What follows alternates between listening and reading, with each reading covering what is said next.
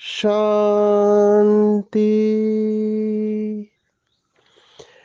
आज 11 नवंबर 2023 भारत में शनिवार है। Today is 11th November 2023 and it's Saturday in Bharat.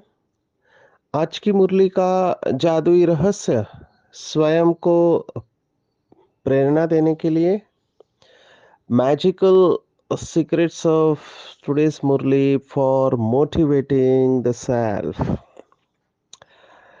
As expected, अपेक्षा के अनुसार आज 11 तारीख है और कल भारत में दिवाली की शुरुआत है। दिवाली का रहस्य हम सब जानते हैं। दुनिया पूरे विश्व में दिवाली मनाती है। अभी तो कई सारे देशों में दिवाली मनाई जाती है क्योंकि भारतवासी पूरे विश्व में फैले हुए हैं और गवर्नमेंट, हर देश की गवर्नमेंट वहाँ के जो नागरिक है उनको खुश रखती है। अमेरिका है या दुबई है या बाकी सब कंट्रीज में, ऑस्ट्रेलिया है, लोग जान गए हैं कि दिवाली भारतवासियों का one of the biggest festival है और बहुत सारे प्रोग्राम्स रखे जाते हैं। प्रेसिडेंट भी ग्रीटिंग भेजते हैं। दिवाली पर्व हम सब जानते हैं कि अंधकार का ऊपर प्रकाश की विजय है। स्टोरी ऐसे है कि श्री राम विजयी बन के आए तो उसे सेलिब्रेट किया गया, दिवाली मनाते हैं। बाबा ने हमको यथार्थ अर्थ बताया है। दिवाली किसे कहते हैं? वो तो दिवाली पे दीपक जलाते हैं रोशनी करते हैं। आजकल तो इलेक्ट्रिक बल्ब आए हुए हैं, लेकिन बाबा कहता है कि जब हर घर में उजियारा हो, कौन सा आत्मा की दीपक जगे, तो वो सच्ची दिवाली है। बाकी बाबा ने तो कहा है कि ये सब waste of time, money and energy है अभी ऐसा केवल शिव बाबा ही कह सकता है, लेकिन हम सबको पुरानी दुनिया में रहते हैं तो वहाँ के रस्म रिवाज के अनुसार चलते हैं। पटाखे फोड़ना या न फोड़ना ये हर एक की इंडिविजुअल चॉइस है, लेकिन एज अ डॉक्टर हम ज़रूर ये कहेंगे कि पटाखे, फिर वो कोई भी मौका हो, दिवाली हो या कोई जीता हो इलेक्शन या किसी की शादी हो, ये मास में जब फोड़ा जाता है तो पोल्यूशन डेफिनेटली होता है। हमारे पास अस्थमा के पेशेंट आते हैं, बेचारों का बहुत तकलीफ होता है जब पोल्यूशन बढ़ता है तो किसी भी प्रकार से। अभी ये ठंडी का मौसम है तो ठंडी के मौसम में वैसे भी पोल्यूशन आप देखो, दिल्ली है, हर साल हम न्यूज़ पढ़ते हैं। इस समय तो मुंबई भी आया है उस लिस्ट में। तो डे बाय डे किसी भी कारण से पोल्यूशन बढ़ता है तो ये अस्थमा के मरीज बहुत परेशान होते हैं क्योंकि इनकी खांसी बढ़ती है। इनका डोज बढ़ाना पड़ता है, प्रिवेंटिव हम उनको इनहेलर्स देते हैं। तो दिवाली के दिन के ऊपर बाबा सुनाएंगे ये हमको पता था। तो आज बाबा ने जो भी बातें सुनाई ये बहुत सारे टेक होम है। शुरुआत हम करेंगे लकी और अनलकी शब्द से। दुनिया में ये शब्द काफ़ी इस्तेमाल किया जाता है। आज बाबा ने बख्तावर शब्द भी इस्तेमाल किया है। बख्त भाग्य को कहते हैं। बख्तावर माना जो भाग्यवान है, उसे अंग्रेजी में लकी कहते हैं। नसीबवान, लकी या बख्तावर, भाव एक ही है। तो बाबा ने कहा कि कौन लकी है और कौन अनलकी है। दुनिया में जब किसी को लॉटरी लगती है तो कहते हैं लकी है ये, इसको लॉटरी लगा। या कोई अचानक कोई फायदा हो जाता है और बिना मेहनत के होता है तो कहते हैं ये बहुत लकी है। किसी की जान सेकंड से बच जाते हैं तो भी कहते हैं कि ये लकी है, बाल बाल बच गया। तो ऐसे बहुत सारे वीडियोस आपको नेट पर मिलेंगे कि बाल बाल एक्सीडेंट से बच गए, उनको लकी कहते हैं। और कई लोग कहते हैं ये तो सब ऊपर वाले की कृपा है कि वो बच गए।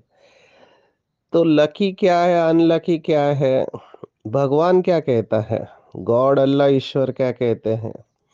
तो बाबा कहते हैं कि जो बाप को भूलते हैं वो अनलकी है, और जो बाप को घड़ी-घड़ी याद करते हैं वो लकी है।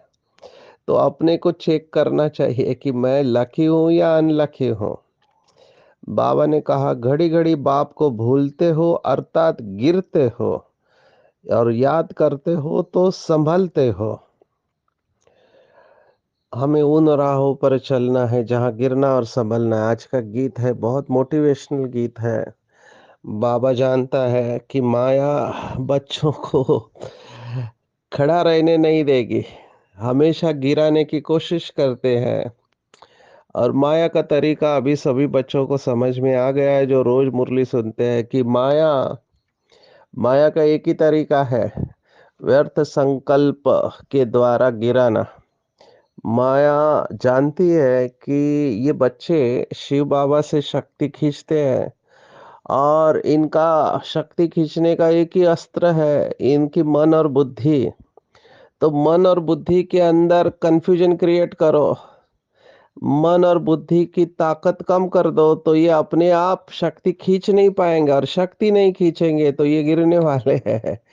तो बाबा वही कह रहा है कि बच्चे, व्यर्थ और निगेटिव से अपने आप को बचा के रखो, क्योंकि जितने व्यर्थ और निगेटिव ज्यादा चलेंगे उतना बुद्धि कमजोर होगी, और बुद्धि कमजोर होगी तो ब्रेक नहीं लगेगा। जैसे किसी गाड़ी में ब्रेक नहीं लगता है तो एक्सीडेंट हो जाते हैं, वैसे यहाँ पर अगर बुद्धि कमजोर है तो मन के अंदर जो संकल्प चलेंगे उसके ऊपर ब्रेक नहीं लगा पाएंगे और भावनाओं में बह जाएंगे, जिसको हम कहते हैं कि संस्कार है।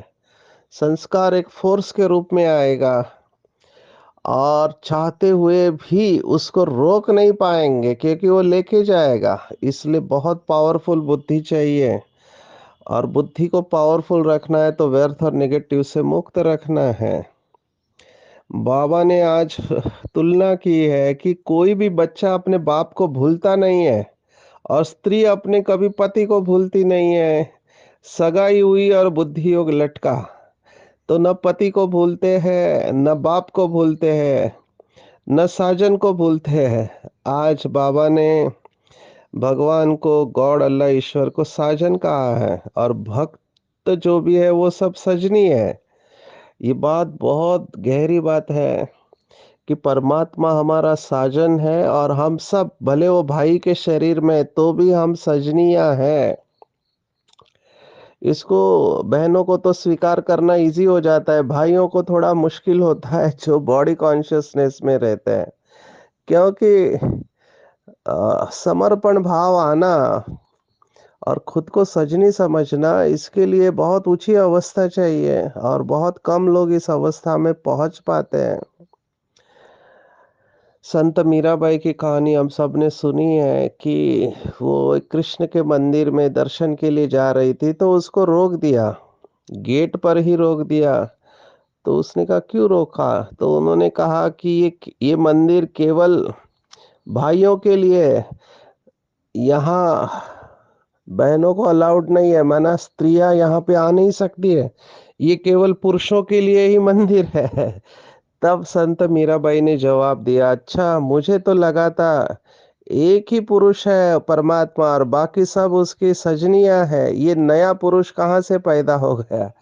तो ये मैसेज उस मंदिर के मठाधिपति को चला जाता है, मुख्य पुजारी को, और उसकी बुद्धि खुल जाती है और भागते हुए आता है। संत मीराबाई को एंट्री देता है। तो ये समझने की बात है कि पुरुष केवल एक है, शिव बाबा, और हम सब उसकी सजनियाँ हैं। ये अनुभव जिसने किया है वही जाने। भाइयों के लिए मुश्किल है, लेकिन अगर हम सोल कॉन्शियस होते हैं, तो जो कुछ दिन पहले मुरली में आया था, क्षमा है शिव बाबा और हम परवाने हैं। या मैं तो ये गीत सुनता हूँ, आजकल के मूवीज़ में गीत सुनाते हैं कि मैं तुम में समा जाऊँ और तुम मुझ में समा जाओ। कितना सुंदर गीत है। तो मेरे आँखों के सामने बिंदी आती है, शिव बाबा बिंदी है, लाइट है, और हम उस लाइट में समा रहे हैं, उसके प्यार में खो रहे हैं, तो अपना देह-भान भूल जाते हैं। तो भगवान पति भी है, पतियों का पति है, इसमें मैं विशेष बताना चाहूँगा कि क्या प्रथाएँ हैं।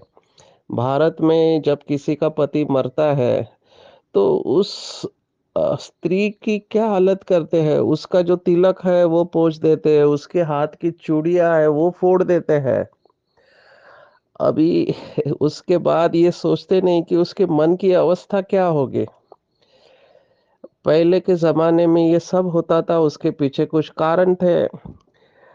लेकिन बाबा ने हमको बताया कि पतियों का पति ही और पिताओं का पिता, कितना सुंदर शब्द है, पतियों का पति और पिताओं का पिता एक शिव बाबा है, परमात्मा है, निराकार है।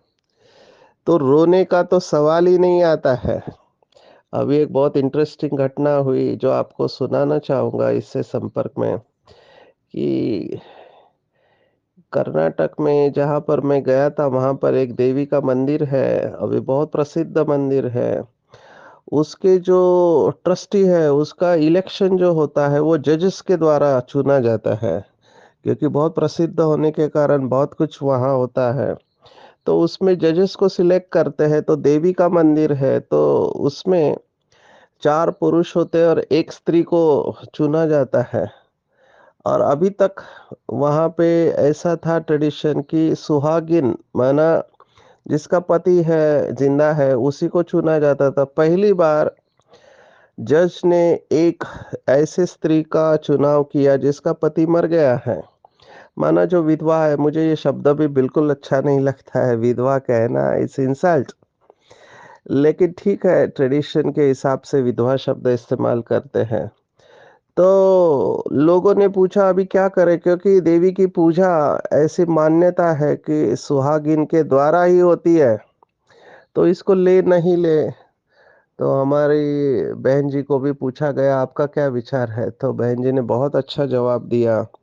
उन्होंने कहा नंबर 1 कि ये जो विधवा आप कहते हैं, वो नंबर 1 पहले तो वो स्त्री है, और वो उसका दूसरी शादी भी वो कर सकती है। नंबर 2, अगर समझो आपने सुहागन को चुना एज़ अ जज, और फिर जज चुनने के बाद में कुछ समय बाद उसका पति मर जाता है, तो क्या आप उसको निकाल दोगे? तो भी आप उसे नहीं निकालोगे। तो दोनों ही कंडीशन में आपको चलता है, तो फिर इसको क्या प्रॉब्लम है? तो जब ये बताया गया तब लोगों ने स्वीकार किया, और वो आज पैनल पे है, माना ट्रस्टी की लिस्ट में है। भले पूजा सुहागन के द्वारा होती है, लेकिन ये भी ट्रेडिशन धीरे-धीरे बदलने वाली है। इसके पीछे कुछ राज़ होंगे हम नहीं जानते हैं। पर कहने का भाव मेरा ये है कि ये दिमाग में डालना नहीं चाहिए कि विधवा है। क्योंकि पतियों का पति तो शिव बाबा है, बाबा को ये बिल्कुल अच्छा नहीं लगता है, कोई रोते हैं तो बाबा ने कहा केवल विधवाएँ रोती है, वो समझती है हमारा पति चला गया। लेकिन शिव बाबा तो कभी मर ही नहीं सकता है, तो कभी भी ये दिमाग में आना नहीं चाहिए कि हम अकेले हैं किसी भी कारणवश। खुदा दोस्त शिव बाबा हमारा साथी है। तो ये सब कहने के पीछे का भाव ये था कि बाबा ने कहा कि भूलते क्यों हो? हमारी बहनें 7 डेज़ कोर्स करती है तो उसमें बहुत अच्छा सुनाते हैं। जिसने भी ये चालू किया कि किसकी याद रहती है हमको, तो वो 4 बातें सुनाती है। स्नेह, संबंध, प्राप्ति और परिचय। तो उसमें संबंध ये बहुत इम्पोर्टेंट बात है। जिसके साथ संबंध होता है प्यार का, वो हमेशा याद आता है। और हम साइकोलॉजी में ये कहते हैं कि जिसके साथ संबंध होता है, भले प्यार का नहीं, नफ़रत का है, दुश्मनी का है, वो भी याद रहता है। तो दोनों याद रहते हैं, सुख देने वाला, दुःख देने वाला। तो संबंध वाला याद रहता है, और ऐसा संबंध जो सभी संबंध निभा सकता है। इसलिए तो आरती में कहते हैं भारत में कि त्वमेव माताश्च पिता त्वमेव, त्वमेव बन्धुश्च सखा त्वमेव, त्वमेव सर्वं मम देव देव। माना तुम ही मेरे बंधु, स्वामी, सखा। आज बाबा ने एक नया शब्द इस्तेमाल किया, मुझे बहुत अच्छा लगा कि भारत भारत की इतनी महिमा है। तो आज बाबा ने भारत को कहा मदर फादर कंट्री। तो मुझे ये बहुत इंटरेस्टिंग लगा। वैसे बाबा बहुत बार मुरली में कहता है कि प्रवृत्ति मार्ग है। प्रवृत्ति और निवृत्ति, ये 2 शब्द हमने सुने हैं कि निवृत्ति माना जो जंगल में चले जाते हैं घर-बार छोड़ के, और बाबा कहते हैं तुम्हारा प्रवृत्ति मार्ग है, क्योंकि लक्ष्मी नारायण घर गृहस्थ में रहते हुए पवित्र रहते थे, और उसकी शुरुआत भगवान यहाँ पर कर रहा है। जो बाबा के बच्चे शादीशुदा होने के बाद भी पवित्र रहते हैं, तो वो पवित्र प्रवृत्ति मार्ग, जिसको पहले गृहस्थ आश्रम कहते थे, तो बाबा ने यहाँ पे इसकी शुरुआत की हुई है। तो कितनी अच्छी बात है, मदर फादर कंट्री। भारत ये एक ही देश है जिसमें भगवान को मात पिता कहते हैं, और मुझे ये बात बहुत साइंटिफिक लगती है। साइंटिफिक इसलिए है क्योंकि संपूर्ण अवस्था माना बाप समान, जो हम सब बाबा के बच्चे जानते हैं। और बाबा कौन है? मात पिता है। अभी मात पिता शब्दों को समझना है अच्छी तरह से। बाकी किसी भी कंट्री में मात पिता नहीं कहते हैं, वो गॉड फादर कहेंगे या मालिक कहेंगे। अभी गॉड फादर कहा तो गॉड मदर भी चाहिए। तो जगत पिता जगत माता ये शब्द आए हुए हैं। तो मात पिता का साइंटिफिक कनेक्शन क्या है? तो आज का न्यूरो साइंस माना दिमाग का जो शास्त्र है, वो कहता है कि हमारे अंदर 2 ब्रेन होते हैं, left brain, right brain. Left brain होता है वो लॉजिकल होता है, तर्क से चलता है। और राइट ब्रेन होता है वो इमोशनल होता है, भावनिक होता है, भावनाओं से चलता है। उन्होंने तो इन दोनों ब्रेन को कह दिया कि लेफ्ट ब्रेन माना बायां मस्तिष्क ये भाइयों का होता है, और राइट ब्रेन माना दायां मस्तिष्क बहनों का होता है। तो वो कहते हैं कि मेजॉरिटी लोग एक ही मस्तिष्क इस्तेमाल करते हैं, या तो बहुत तर्क से चलते हैं या भावना से चलते हैं। ज़्यादातर देखा गया है कि बहनें भावनाओं से चलती है और भाई तर्क से चलते हैं। बहनों के लिए रिश्ते बहुत इम्पोर्टेंट होते हैं, और भाइयों के लिए प्रॉफिट ज़्यादा इम्पोर्टेंट होता है। अब ये यूनिवर्सल नहीं है, लेकिन मेजॉरिटी की बात चल रही है। और फिर साइंस ने कहा सक्सेसफुल कौन होता है, सफल? जो होलिस्टिक यूज़ करता है, माना दोनों ब्रेन के हिस्से को यूज़ करता है। मनोविज्ञान में कहा गया है कि बहुत कम लोग होते हैं जो मस्तिष्क के ज़्यादातर हिस्से को इस्तेमाल करते हैं। मेजॉरिटी लोग 2 से 5% अभी ये फिगर 2 से 5% कम ज़्यादा होता रहता है। माना उनका कहने का भाव ये है कि कम से कम मन के हिस्से को इस्तेमाल करते हैं। अभी वो मन और ब्रेन एक ही समझते हैं। मन और मस्तिष्क एक ही समझते हैं। तो उनका कहने का भाव है कि ज़्यादा हम हिस्से को इस्तेमाल ही नहीं करते। आजकल के न्यूरोलॉजिस्ट को भी आप पूछो तो भी वो यही कहेगा कि हम अभी तक ब्रेन को अच्छी तरह से नहीं समझते हैं। ब्रेन को समझना बहुत मुश्किल होता जा रहा है। इतना एडवांस होने के बाद भी हमको ब्रेन अच्छी तरह से समझ में नहीं आया है। बहुत कॉम्प्लेक्स ऑर्गन है, 1 बिलियन न्यूरॉन्स, 100 करोड़ पेशियाँ होती है, वज़न में भी फ़र्क होता है। बहनों का और भाइयों का। पर मुझे यहाँ पे जो इम्पोर्टेंट शब्द लगा माता-पिता माना, जिसके अंदर माता के भी संस्कार है और पिता के भी संस्कार है, वही बाप समान है। बाबा ने इसके ऊपर मुरली अभी चलाई है, थोड़ा अलग तरीके से बाबा ने कहा, कई बच्चे ब्रह्मा होते हैं, कई विष्णु होते हैं, कई शंकर होते हैं। माना ब्रह्मा माना जिनका जन्म देने का संस्कार है।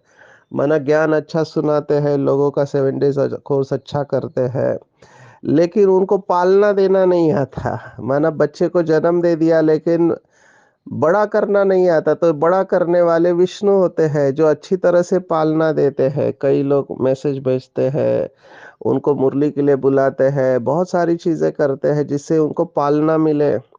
तो पालना देने के संस्कार वाले विष्णु हो गए, और कई ऐसे होते हैं जिन्हें अपने संस्कार परिवर्तन करना नहीं आता, तो वो शंकर नहीं बन पाते। बहुत कम बच्चे हैं जो त्रिमूर्ति बनते हैं, जिनको जन्म देना भी आता है, पालना देना भी आता है और पुराने संस्कारों को परिवर्तन करना भी आता है।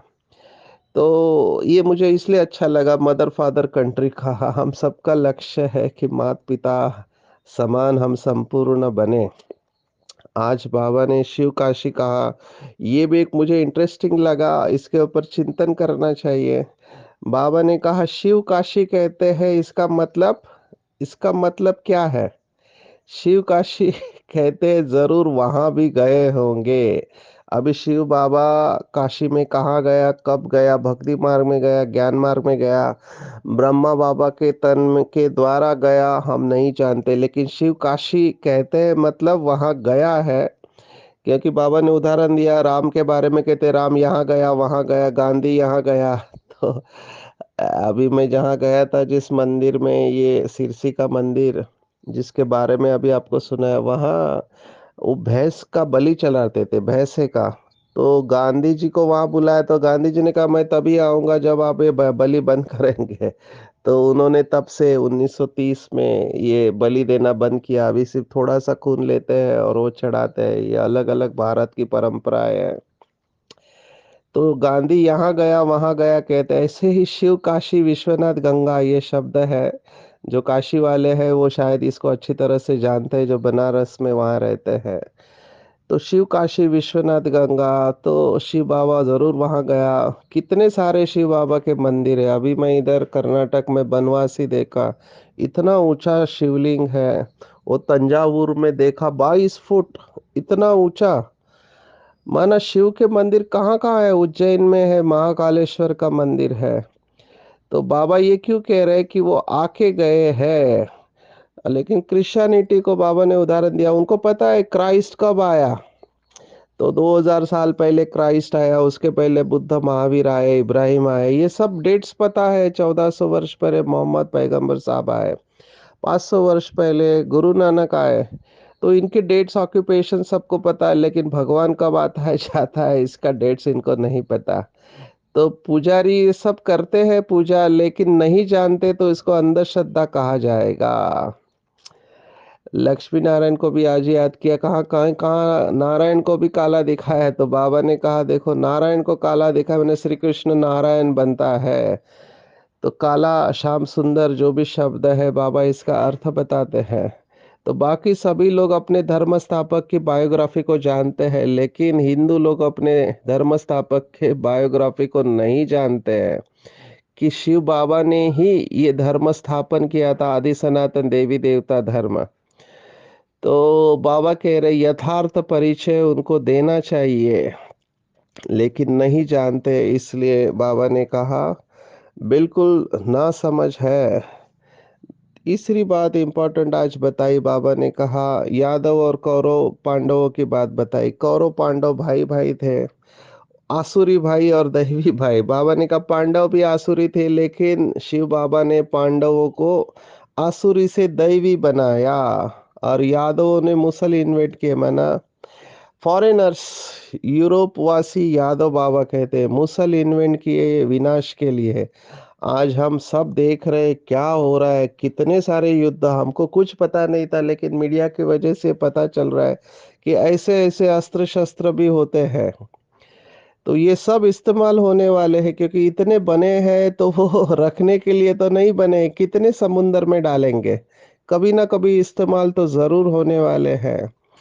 तो बाबा ने कहा ये जो कहते हैं कौरव और पांडवों की युद्ध हुई, नहीं ये गलत है। युद्ध तो हमारे अंदर संस्कारों की चलती है। निश्चय नहीं रहता है, देह अभिमानी होने के कारण मित्र संबंधी को आदि याद करते हैं। माता पिता के पास बैठे हुए भी उनको जानते नहीं है, क्योंकि निराकार है। खत लिखते हैं, बाबा ने कहा तो लिखते प्रिय दादा प्रिय बाबा, या गॉड फादर लिखते हैं। अभी ये कैसे पूछेगा? तो बाबा कहता है यथार्थ लिखना चाहिए। कल भी कहा था टेलीफोन करो, तार करो। आज बाबा ने कहा खत लिखो। ये बहुत जरूरी है, खास करके उन भाई बहनों को जिनको बहुत स्ट्रेस आता है, टेंशन आता है, या योग नहीं लगता अच्छी तरह से। मैं उनको सजेस्ट करूंगा कि रोज बाबा को एक खत लिखो। जितना लिख सकते हैं उतना लिखो, कॉन्फिडेंशियल सब बातें उसमें लिख दो। आप बहुत हल्का अनुभव करेंगे, और आपको ऐसे अनुभव होगा कि बाबा सुन रहा है, आपकी हर बातों को सुन रहा है। तो ये खत लिखने का बहुत अच्छा अभ्यास है। हमने इसके ऊपर प्रयोग भी किया। 1 लाख खत लिखे हैं। इसका रिकॉर्ड में नाम भी आया इंडिया बुक ऑफ रिकॉर्ड्स में। तो लेटर टू गॉड ये प्रोजेक्ट बहुत अच्छा है। स्कूल कॉलेज हर जगह पे आप ये रन कर सकते हैं। मुझे तो साइकियाट्रिस्ट ने, डीन मैडम ने कहा, हमारे इधर जो थी मुंबई में, उन्होंने कहा आप डेटा सब दे दो, हम इसकी रिसर्च रिसर्च स्टडी पब्लिश करेंगे। इतना ये इम्पोर्टेंट है। लेकिन हमारे पास वो अभी पता नहीं, इन्होंने रिकॉर्ड रखा है तो हम इसके ऊपर रिसर्च भी कर सकते हैं कि इतने लोगों ने लेटर लिखा, इसका आउटकम ये रहा। बाबा सारी ह्यूमैनिटी का लिबरेटर और गाइड है। सभी धर्म की आत्माएं उनको याद करती है, और सभी आत्माओं को वापस ले जाएंगे। कल भी मच्छरों की बात आई थी। मच्छरों सदृश, मच्छर से सूक्ष्म आत्मा होती है। हम सब वापस जाने वाले हैं, क्योंकि बहुत जल्द ये पटाखे फूटने वाले हैं। दिवाली पे पटाखे फूटते हैं, लेकिन बाबा ने कहा ये बॉम्ब्स फूटने वाले हैं, नेचुरल कैलामिटी, फ्लड्स। ये सब आज बाबा ने याद किया, क्योंकि उज्जैन को याद किया। महाकालेश्वर कालों का काल है।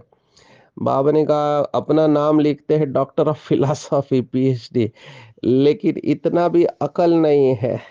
कहते हैं मरेंगे तो स्वर्गवासी हुआ।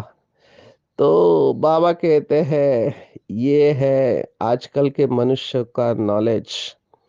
बाबा ने कहा फिर सतयुग को भी याद किया, वहाँ बास नहीं होती है, नेचुरल खुशबू रहते हैं।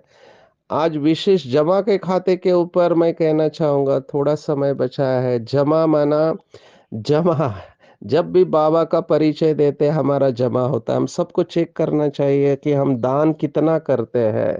जितना दान करेंगे उतनी अवस्था अच्छी रहेगी। और मनहूस आत्माएं दान नहीं कर पाते, कृपण रहते, कंजूस रहते, वो दान नहीं करते हैं। दान करना चाहिए, पर पात्र को देख के दान करना चाहिए। देश काले पात्रे चाहिए, हमने भगवत गीता में देखा। तो जितना दान करेंगे उतना वृद्धि होती जाएगी। मुरली में खुदाई जादू है, और हमारे चित्र ही सच्ची भगवत गीता है, और फास्ट जाना है। तो जो अभ्यास ब्रह्मा बाप ने किया, आज बाबा ने उसको याद किया है कि योग युक्त रहने की सरल विधि है। सारथी समझ कर चलो। सारथी है, हम इस रथ को चलाने वाले मालिक है। तो किसी भी प्रकार का देहभान आ नहीं सकता। तो देहभान नहीं तो सहज ही योग युक्त बन जाते हैं। कर्मेंद्रिय अपने आप आपके कंट्रोल में आती है। चलते फिरते इसका अभ्यास करें। चलते फिरते, खाते पीते, उठते बैठते, जागते सोते कि मैं सारथी हूँ, ये मेरा रथ है, मैं इसका मालिक हूँ। तो मालिक अवस्था में रहेंगे। अच्छी रीति पढ़ाई पढ़कर औरों को भी पढ़ाएंगे तो तकदीरवान या बख्तावर बन जाएंगे। और विशेष बाबा ने कहा कि अटेंशन और अभ्यास। एक मुरली में बाबा ने कहा था आज भी मेरा बच्चा आए तो लास्ट सो फास्ट और फास्ट सो फर्स्ट नंबर ले सकता है। केवल एक एक शब्द, वो है अटेंशन। अटेंशन माना हमारी पूरी ऊर्जा एकाग्र हो जाए। अटेंशन और अभ्यास इसका निजी संस्कार बन जाएगा, तो चलते फिरते फरिश्ता अवस्था का अनुभव करेंगे। आज की पूरी मुरली में अगर आप टेक होम मुझे पूछो तो दिवाली नहीं आ रही है, इस साल तो पुराना खाता क्लियर करना है, जमा का खाता बढ़ाना है और जमा का खाता बढ़ाना है तो दान करना है। जो दान कर सकते हैं मन तन मन धन समय श्वास संकल्प के द्वारा मनसा वाचा कर्मणा के द्वारा बाबा का परिचय देना है। और जितना मुरली बुद्धि में बैठते जाएंगे उतना हम सावरे से गोरा बनते जाएंगे। घड़ी घड़ी बाप को याद करना है, जितना बाप को याद करेंगे उतना समझदार बनते जाएंगे, सारथी बनकर शरीर को चलाएंगे, मालिक बनकर। और अटेंशन और अभ्यास को नेचुरल संस्कार बनाएंगे तो बख्तावर बन जाएंगे। अच्छा, ओम शांति।